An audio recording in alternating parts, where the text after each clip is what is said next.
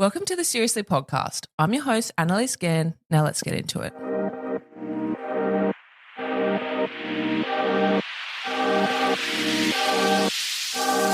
Welcome to the Seriously podcast, where we make light of serious conversations with really interesting people. Tess Mckenna is from reality TV show $1 Million Island Australia on Channel 7. I met Tess well because I was also on $1 Million Island, and I wasn't the only cast member who was impressed by her incredible strength. Tess is a mum of 6 kids, she has a blended family, and also runs the Sustainable Edit, a home organisation service that helps people get their spaces back on track. Not only that, but Tess is a PT.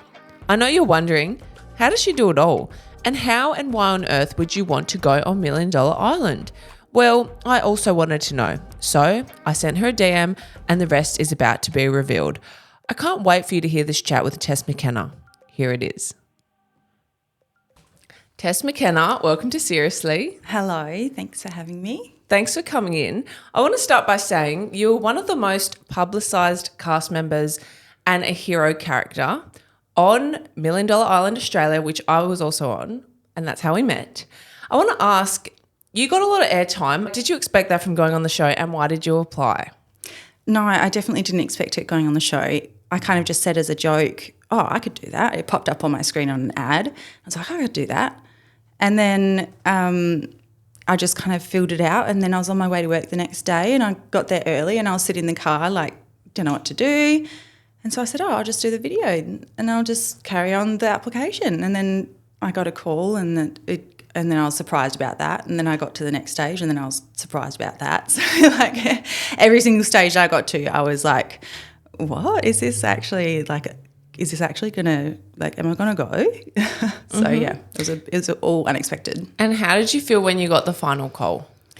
Were you like shocked, or were you surprised, or were you like excited, nervous? Yeah. Well, I was super excited, but then also at the same time I had this sort of underlying pressure of like, oh my gosh, is this the right decision? Because obviously, like, I have a big family, so there's so much to consider when making a decision to leave them and to be away for that possible length of time. We didn't know how long it was going to be for, but even just to leave them at all.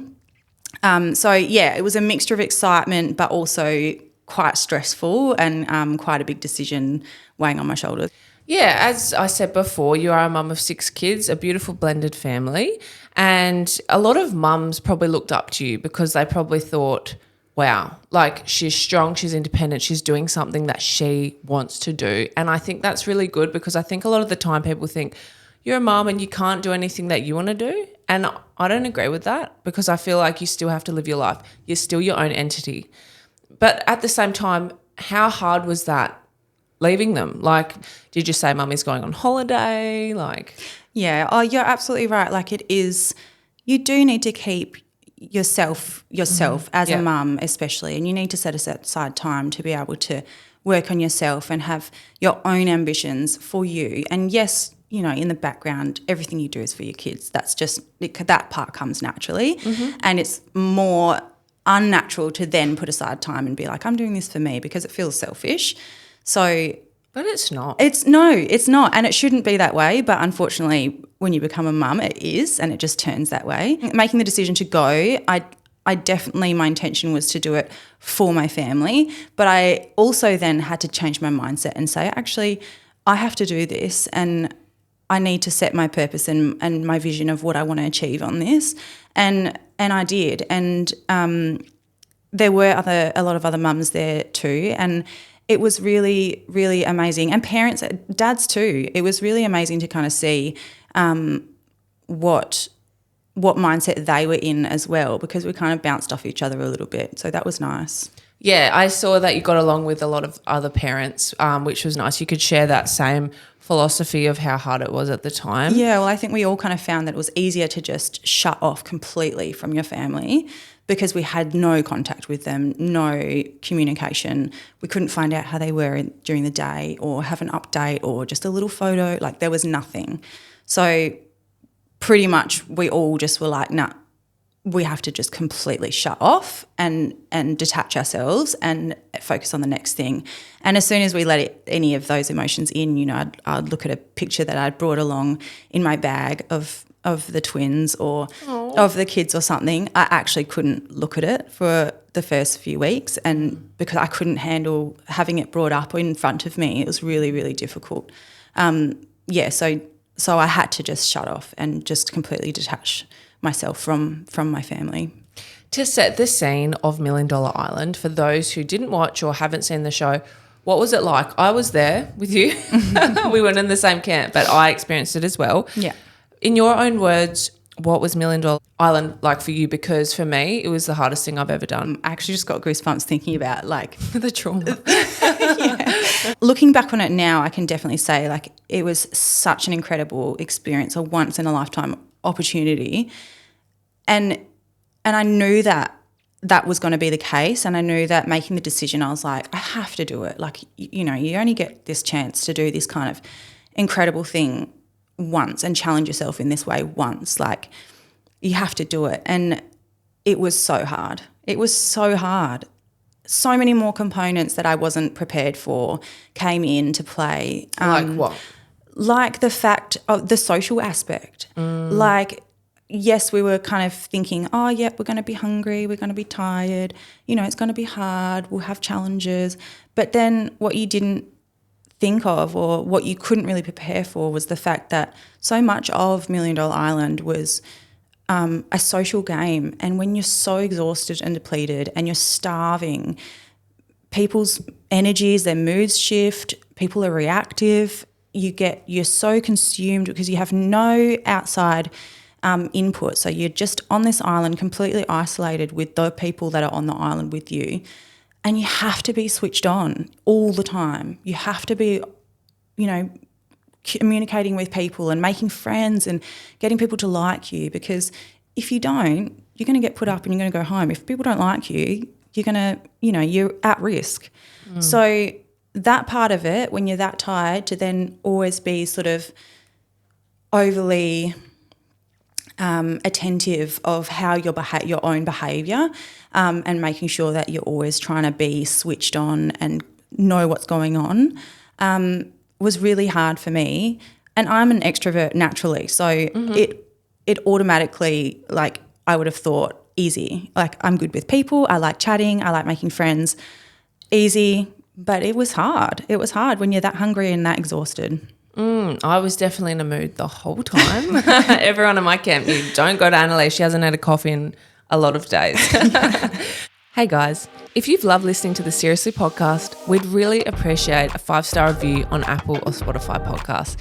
It keeps us making incredible content for all of you to hear. Thanks so much. Can I ask, because for me, like, I saw you and I thought, wow, she's so beautiful, she's so strong.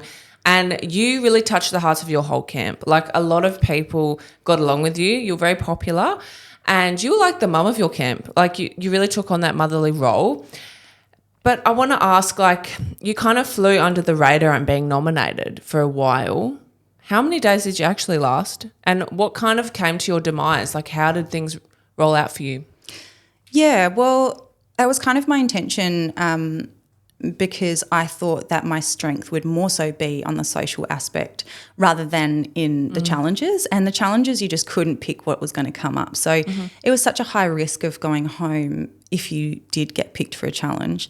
And I think just being the mum and pottering around the camp and checking everyone is okay, that's just how I am naturally. So, and I loved everyone on the island. Everyone was so incredible.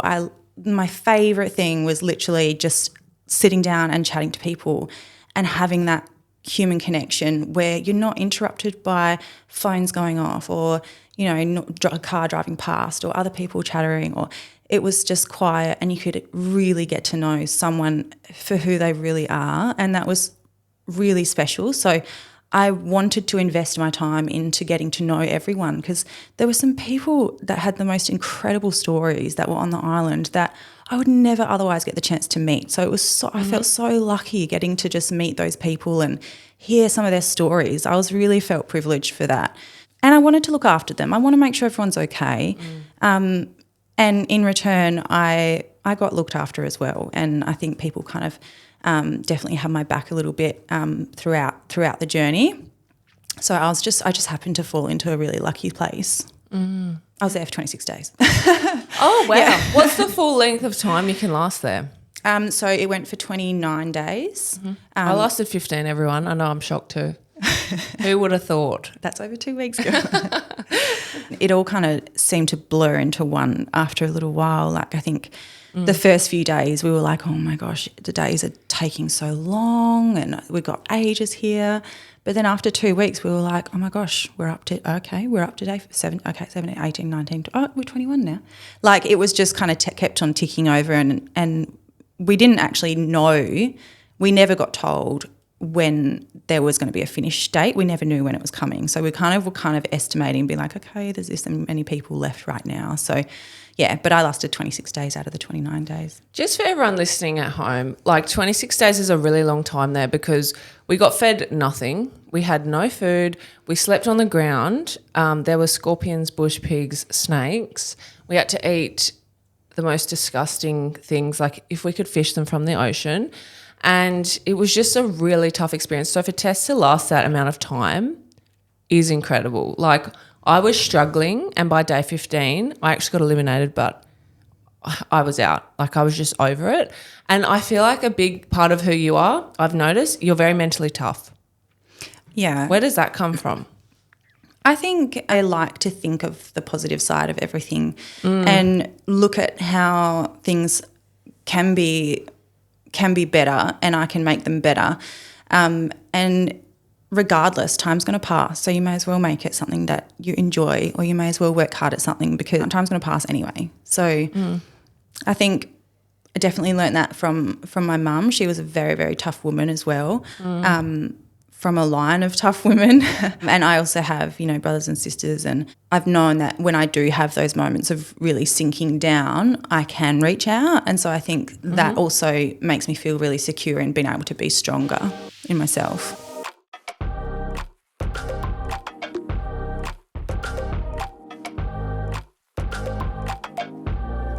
You were in a few challenges, I believe, but one of the most prominent ones was the fishing challenge. So you actually ended up winning, but some people said that Terry won, who was also our friend. And then I'm confused who actually won. Can you tell me a bit about that challenge and who actually won so we can clear the air?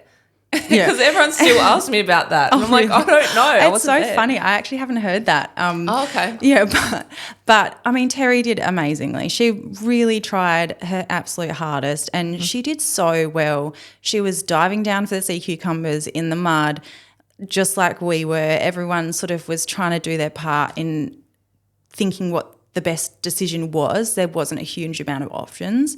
So we kind of just had to roll with what we got. But she did amazingly. Carleen, Terry and I were kind of focused on the sea cucumbers because it was new. We knew it was something we could get and we were getting a result from. Yeah. So we all kind of did do that together and kind of we're checking in and saying, you're right, yeah, all good. And I was very lucky at the end. Carleen gifted me her bucket. How many kilos was that? I don't know how many kilos Carleen's was. Yeah. But she looked at mine, she knew I had more than her, and so she knew there was only going to be one winner, so there was no point carrying on at the end and then having hers weighed when she knew that it was already less than mine. Yeah. So I was very lucky with that. She was so generous and it was really heartbreaking because I knew how much Carleen wanted to be there as well. As did so many of the people who got wiped out in that challenge. It was absolutely brutal to see some of those people who had their hearts set. They weren't done. They had so much more to give. I mean, the scales did say that I won. So exactly. So I won. Yes, exactly right.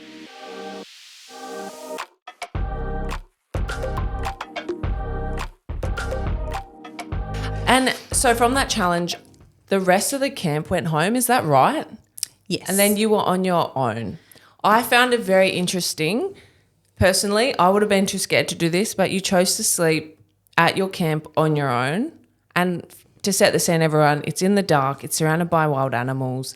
Why did you choose to sleep there that night instead of coming to like one of our camps?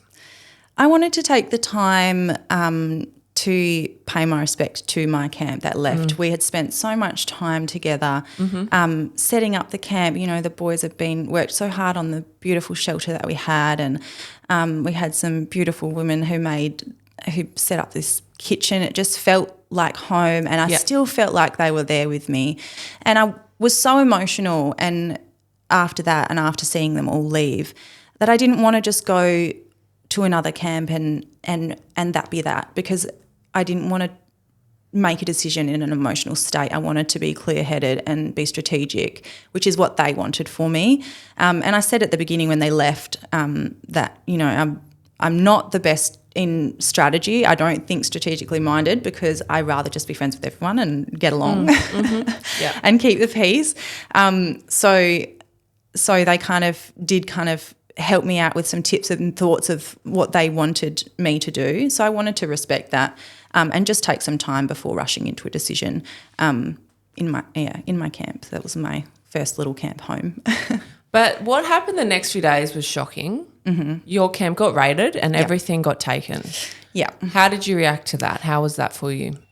Oh, I actually get emotional thinking about it now, because it really did hit a sore spot because of all the effort and the love and care that went into my camp and at Rock Camp, and the way that they had just kind of been wiped out was just so brutal that I thought that by me choosing another camp, you know, if someone needed something that I had left over in my camp from Rock Camp, if they'd said to me, oh, I'd like this, then of course, like I wanted to help everyone on the island to give them the best chance. You know, I wanted it to be fair.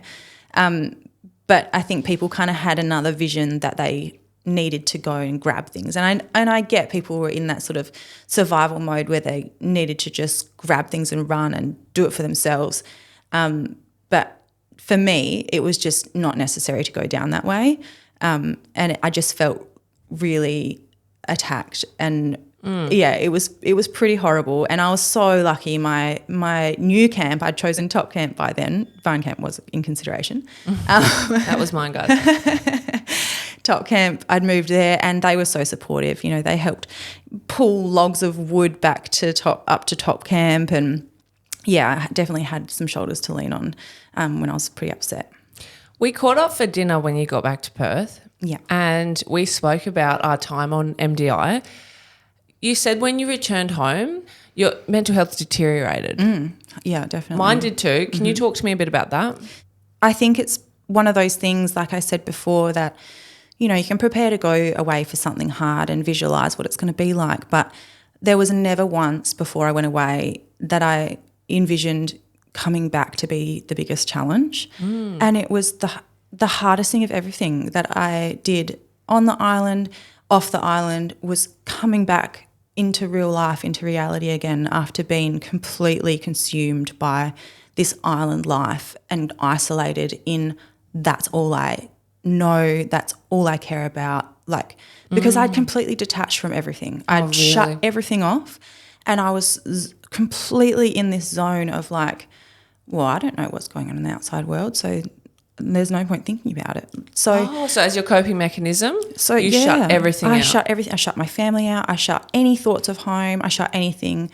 And the island was my life, and for that time. And, you know, you were on the island, you know what it's like. You know, every 5 minutes seems like forever. And so, I mean, 26 days it doesn't seem like a long time, but it's a long time when that's all you know. And, you know, it's like being shut in a room with one person, you know, for that long.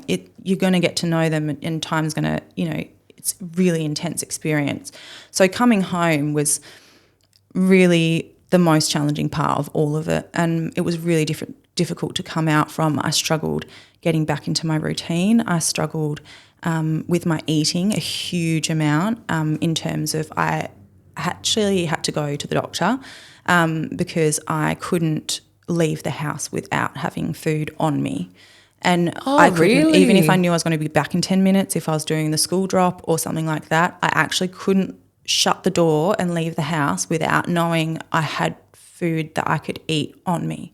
So It was actually really challenging. There was that. It was the sensory overload, like the sounds of everything was just so insane. I remember I was sitting, and it was one of the first few days I was home, and I was sitting on the couch, and the TV was on in one room, and then someone was cooking in the background with the overhead fan, and I just completely freaked out, and all the noise from the radio and the traffic. And my first time going to the grocery shop, I literally walked in, couldn't handle it, walked straight back out, didn't buy anything. It was just really a really difficult time, and I had to take myself and run to the beach and escape in those moments and actually lay face down with my head in the sand because I didn't know how to handle it. I didn't know how to cope with that, readjusting back into normal life and having the phone and being on call all the time and responding to everyone. And it was it's so hard to explain, and it doesn't, I can't describe it to be the challenge that it was, because it's one of those things that it doesn't make sense unless you're doing it and you've done it. Yeah, so that was huge for me. What did the doctor say? Were they just like, this is PTSD? Was it, did they say it's anything like that, or is it just like a traumatic response to what you've been through? Or because for me, like when I came back, I just like producer T knows, like I just went downhill, really depressed. What did the doctor say? Like, yeah, I mean, I think I kind of may have chosen the wrong doctor to go to talk about this, but I just booked in with whatever, and I ended up speaking to a doctor who was a refugee, so he had come from poverty, and he wasn't very sympathetic of the situation, and kind of said, coming from privilege, you're used to having your belly full all the time, and then now you don't. You're kind of in shock, but once your brain reconnects that it's going to be better and you're going to be okay, then you'll get better. So I did take that on board, and I said, okay, it's 26 days of hunger. People have it way, way worse. Like I don't want to, make out like, I'm in this awful position, even though it's a challenge for me. And I said, just give it time. So I just needed to give it time, and then eventually I was okay. But yeah, it was pretty scary in my head for a bit there. It's been 9 months. How are you doing now? I'm okay. I think of the island every day. Really? Yep. All the time. I think about just sitting there on the beach, or the people, or the nighttime campfires, or going on, trying to say, oh, come on, everyone has to like get enough energy to go and get wood to keep the fires alight, but everyone was too tired because they had no food. And I don't know, I think about so many things all the time, every day. And it seems like so long ago, but at the same time, my memories feel so fresh. And it just is such a special time for me in so many different ways. But life has gotten back on track. I'm back to normal. I can cope. I can deal with my tribe and carry on, with work and projects and whatever. So yeah, it's good now. Let's talk about your tribe. So one of the fascinating facts about Tess, you have 6 kids, blended family. What is it like having a blended family? And can you talk to us a bit about, the situation, like which kids are from? Yes. Who and where, yeah. How do I word that? Yeah. What the mix is. Yes. Yeah. So I was previously married, and I had 2 children with him. We then separated, and I met my new partner, Murphy. And then he also had previously 2 kids from another relationship. So at that time I had my kids with me, and his kids were living with his mum, and they'd visit him. And then we decided we wanted to have a baby together, and it turned out to be twins. Were you shocked? I kind of, but he knew somehow. Oh. Yeah, we'd been on a trip up north, and he said, I think you're pregnant. And I was like, no. And then when I found out I was pregnant, it was so strong. And then he said, oh, it's definitely twins.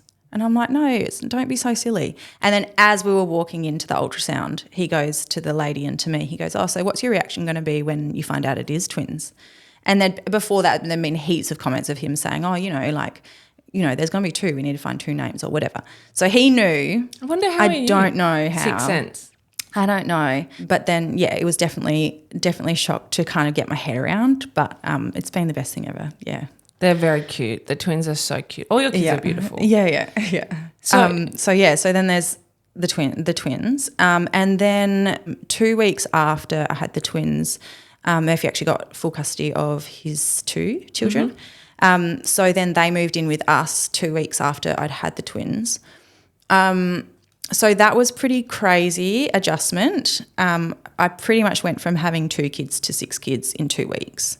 So that was pretty wild. It took a good 6 to 12 months to adjust just to the busyness and the noise and the level of attention I could give each child, trying to like make sure I was giving, equal everyone. And each child, or, with every family, whether they're mixed or not, every child has different needs that they need and things that they need from you. And, how you're going to handle that is different for everybody. So, it was a huge adjustment, huge. But, I mean, we've been so lucky that they've all just bonded so well, and they're just so beautiful together.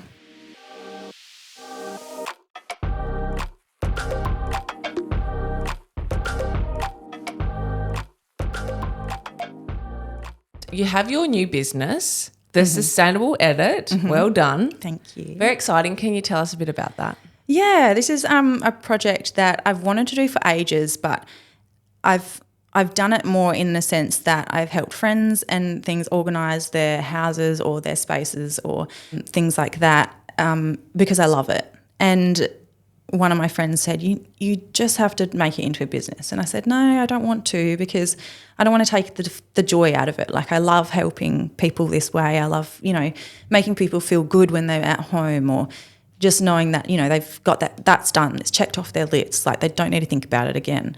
So, and then I kind of saw a post from someone saying that they were really snowed under. They're a parent. They just needed help to sort their lounge room out, and they just couldn't get their head around to do it. And then I was like, okay, I will. I can do that.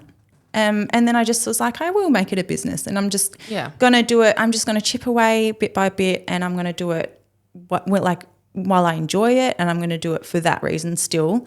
And it's been so fun. It's been so fun setting it up, doing little projects here and there and adding it in. I'm thinking of how I'm going to progress it, what the next step is, what I'm going to do. And I mean, it's all still quite new, but it's been really, really fun, really exciting. Plans for the future. Do you want to do more reality TV, modelling, maybe on the cards, acting? Yeah, I'm one of those people who I will try anything. I will give anything a go. I love trying new things and learning new things and meeting people along the way. So I'm kind of open to anything. Obviously, I would have to work it around my family as being my priority, like with my kids and everything like that. So, but yeah, I mean, I would love to. There was a joke on the island that I was going to go on Home and Away, but realistically, if that offer came up, I'd be, yep, okay, I'll go on Home and Away. So, you'll see. Manifest it. Yeah, Any producers listening? She's available. But no, I'm honestly, I'm happy to try anything. Yeah, I just love the adventure. Tess Mckenna, I want to ask you one last question. What's one piece of advice you'd like to tell anyone right now, if you could say anything? Like I said, time's going to go forward anyway, so you may as well make it. Do what you want to do now, because there's no point sitting in something that you don't want to do when the time's going away is TikToking. So, yeah, just make it a positive thing and, yeah, think of the bright side. What's your Instagram handle? This Tall Girl Journal. She has a beautiful Instagram, by the way, very creative and beautiful pictures. Tess Mckenna, you've been an amazing guest. Thank you so much for coming on Seriously. Thank you so much for having me. It's been so nice. Thanks, guys, for listening in this week. It's been an amazing interview, and I'll see you next week for another amazing guest. Bye.